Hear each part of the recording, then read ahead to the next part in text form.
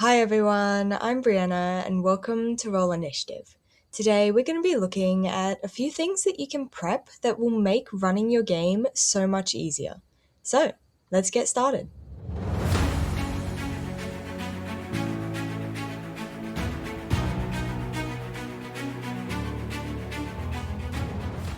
Something that I always make sure to prep for my games is a list of names for NPCs for when my players talk to someone that I wasn't expecting them to.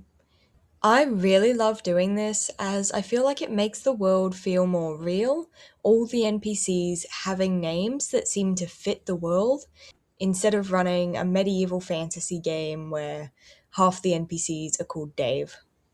And after sessions, when I've used the list, then I just update it. Sometimes I'll cross off names that I've used and move it elsewhere to keep track of NPCs, and sometimes I'll just write who the name belongs to next to the name so I know who it's taken by.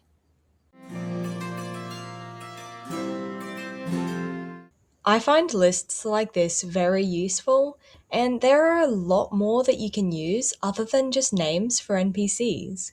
And one that I find particularly useful is lists of food and drink in different towns. Because it can be really difficult when your players decide to stop somewhere for the night and then they decide to get food and ask what's on the menu, and then you have to improvise a whole menu just for them to pick one or two things off of it.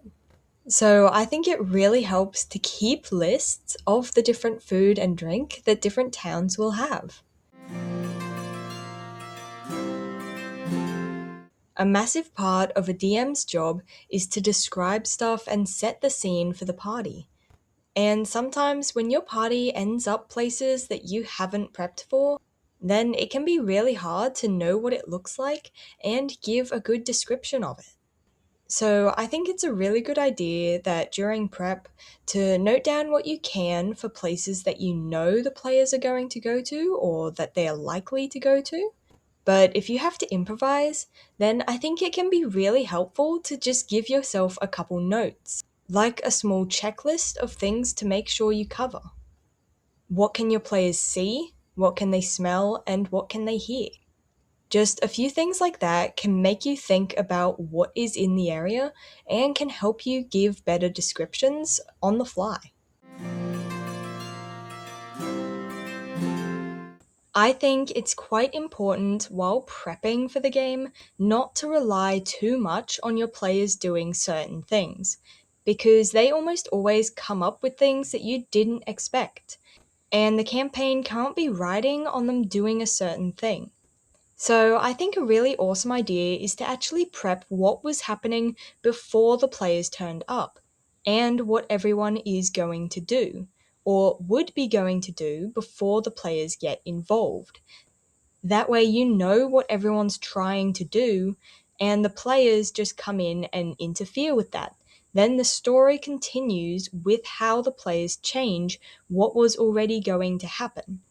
But that way it gets to change because of what the players do. Of course, it's still a good idea to plan for the most likely things that your players could do. That way you have an idea of what could happen. But it's much, much easier to prep what's already going on and then have it evolve and react to the players than it is to plan out exactly where your players are going to go, do, and say, and then have to change the whole thing on the fly because they didn't do something the way you thought they would. But there we go, that's the end of this video, and I really hope it was helpful and that you enjoyed it. And if you did, then I'd be really grateful if you'd consider giving it a like, or maybe even subscribing to my channel. But as always, thank you so much for watching, and I really hope to see you next time.